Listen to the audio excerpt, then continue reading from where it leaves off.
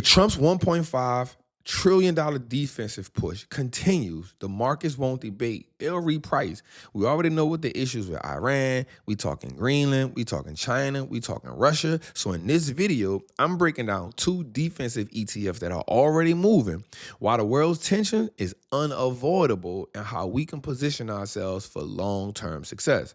Now, we're going to start this video off with one of them that Wall Street is already pricing in. But before we get to that, let's make sure you like and subscribe and help this video get 2,000 likes, y'all. It truly, truly, truly will help us gain the algorithm and help this channel grow. Let's get in it. Defense isn't just surging because of fear. It's surging because certainty just entered the system. That's right, certainty. 1.5 trillion isn't a headline number. It's a multi-year commitment. Markets don't wait for bombs. They move on budgets. And defensive spending today is infrastructure. It's not a reaction.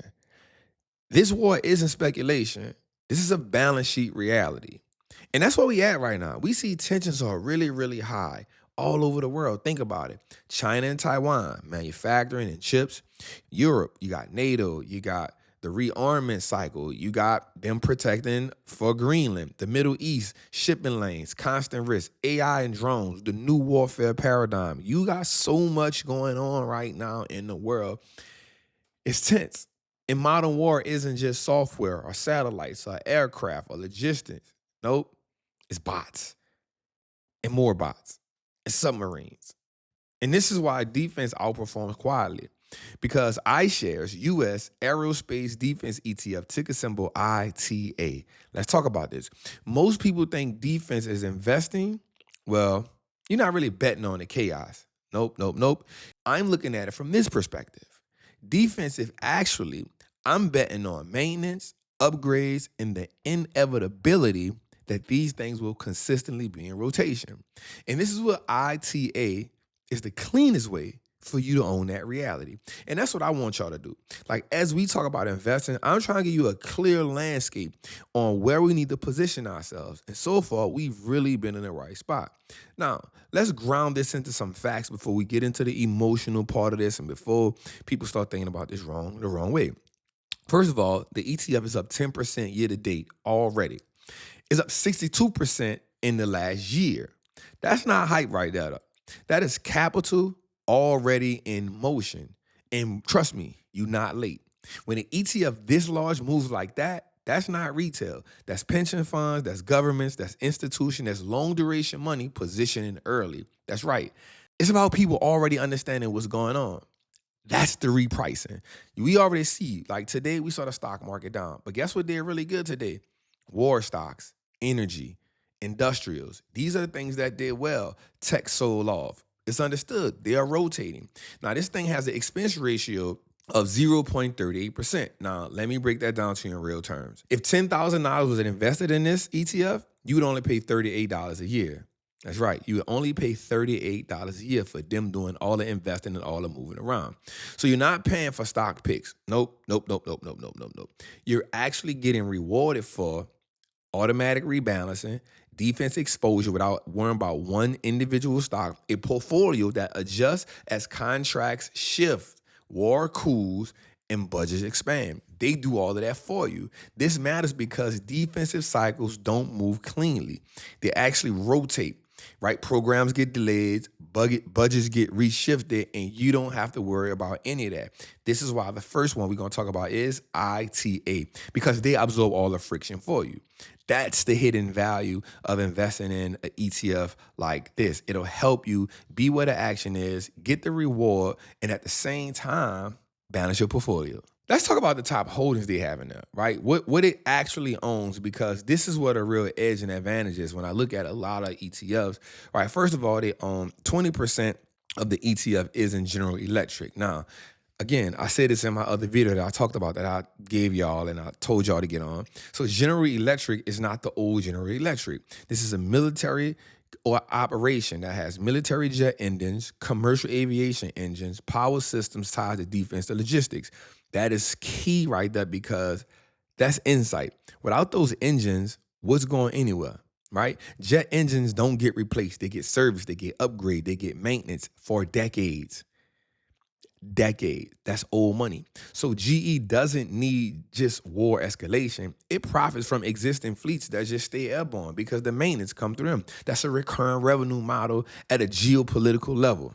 Whoop-de-doo. Come on, man. That's the next level right there. So next on the list on the top 5 is RTS, which is Raytheon Technologies. That's about 15% of it, right? This isn't just missiles when it comes to Raytheon. Nope, it's a whole nother business model that I really, really like. It's the sensors, it's the radars, it's the guidance systems or the GPSs, it's the interceptors, it's the defense electronics. These are the things that Raytheon come with. This is defensive tech, not headline warfare. As threats become faster, cheaper, and autonomous, the demand isn't tanks.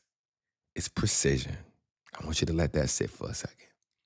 And RTX monetizes the fear of being unprepared.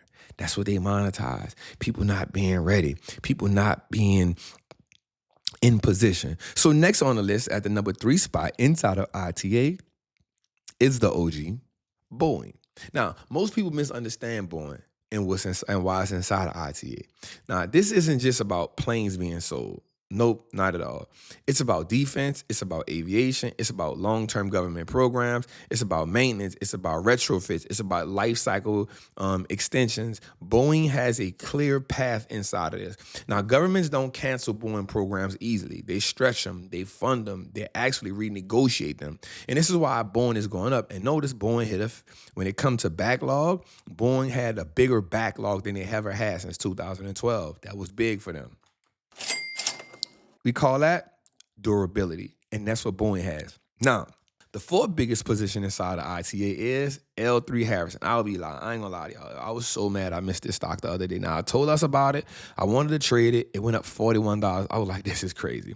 They are the backbone names, right? What they do, communications, command control, weapon system, classified programs. L3 Harris is such a sleeper. The key thing to understand here, watch me here. Once these systems are installed, they don't get ripped out, y'all. They stay there. They become embedded into the national defense infrastructure.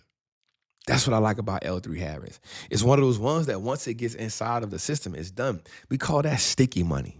So that's another reason why I like ITA, because they are positioned right with their top 5 companies. All of these companies are going to all-time highs. Now, the reason why ITA wins so much is because here's the insight that I really want you to get. The reason why they win so much is because governments don't replace fleets. Nope, so you get a fleet of ships, you get a fleet of aircraft. The government is not replacing that. They upgrading that. Why? Well, because replacing fleets, that takes decades to do. It takes a whole lot of budgeting and requires retraining entire militaries. Ain't nobody got time for that. On the flip side, upgrading the fleet is real easier, right? It's politically easier. It keeps contracts paid. It keeps readiness high, and it's faster. And when you're talking about defense and protection, you need fast. And so this is why defensive spending grows even without wars. So ITA isn't betting on new wars. It's monetizing the world staying permanently on. And that's really the truth. So that's why we got ITA first. Now, next on the list is this one is Outperformed ITA, and it's a soul sleeper. SHLD. Now, this one here is Gangster. Here's why. Because up until now, we've been talking about hardware. But now, we're talking about jet engines, ships, and missiles. SHLD is about something else altogether. It's about decision dominance, right? So this ETF lives before missile launches. That's right. This ETF lives before the missile even launches. That's the key part about them. So let's really anchor into this, because I know you might have known about ITA, but this one is definitely the one you've been sleeping on. Watch this. So year to date is up 17%. Oh my God. Oh man. 17% year to date, 101% over the last year. That's not a normal ETF behavior. That is behaving like a tech growth stock. That's capital rushing into one theme, and we need to pay attention to that. When an ETF doubles in a year, the market is telling you something that we got to pay attention to. This isn't a cycle. This is a shift, and it's following through what it did last year. So I want you to keep your eyes on what I'm about to say on this one, because this one has some prominence to it. The expense ratio is 0.5. That's right, 0.5.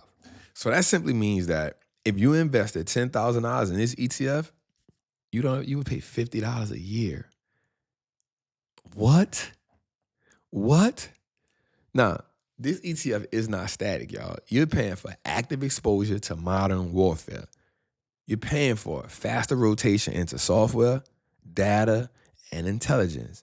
Less reliance on steel and iron. You're not doing that. This ETF is truly built on how wars are actually fought. And the holdings really tell a story. Now let's break it down so you can understand what these names are. And it's slightly different, and you'll see it. So first on the list is Lockheed Martin. Now, we know about Lockheed. This makes up 7.8%. Now, Lockheed is there, but I want you to notice the weighting, right? The other one was different. This one is 7.8%. Now, Lockheed isn't the centerpiece, right? It's only a node. Now, hear me when I say this. This tells you something, and it tells you something really loud. Hardware does still matter, but it's no longer the dominant edge when it comes to companies like this. And when it comes to this ETF building out, you know you need hardware.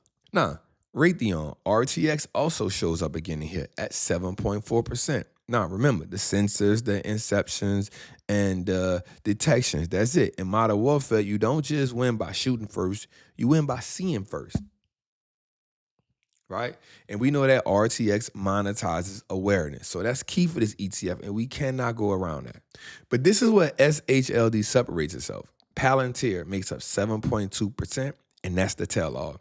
Palantir is not a weapons company at all.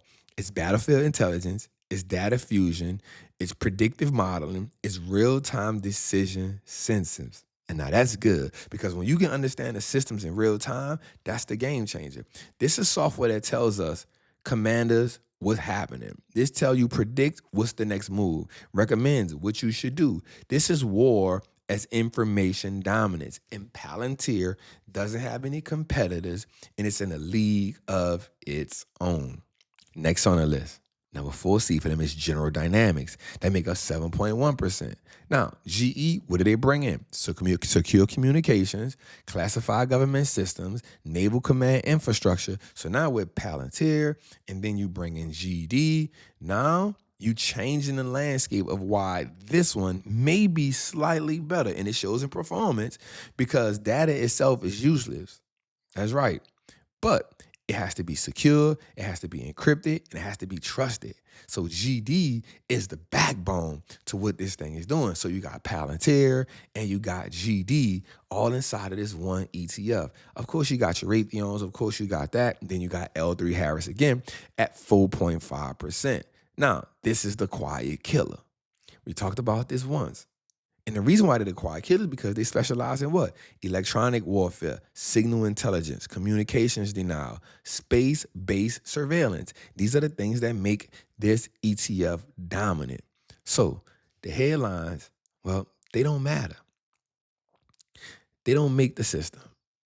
They make entire systems go dark. Oof. I want you to think about this for a second. Modern wars are decided before shots are fired. They're decided by seeing who sees first, who reacts fastest, who controls information, who integrates AI into command chains. SHLD is built for pre-engagement dominance. That's how this company is built. And that's why it's outperformance. It's the battle before the battle. It's before the first bullets are shot. So it moves faster than ITA for a reason. ITA equals stability and durability. SHLD equals speed and leverage. So that's the thing that is important. We be able to see which ETF is built for what, looking past just the name. So ITA benefits from long contracts, fleet upgrades, and maintenance cycles. That is good, right? But then you got to see where the growth comes in at. SHLD benefits from new threats, new tech, new doctrines, and its AI-driven hardware. That's why SHLD moves harder, moves faster. Both are really great. So let me lay this down before we go because this is important. The moment we're in right now is not about fear. It's not about headlines. It's definitely not about trying to predict the next war.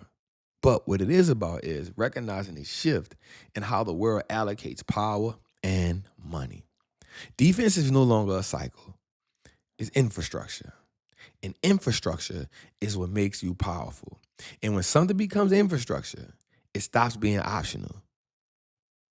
Infrastructure isn't optional, y'all. And so when you see these stocks moving the way they do, understand that this isn't optional. And here's the mistake that most people will make, most people are going to make.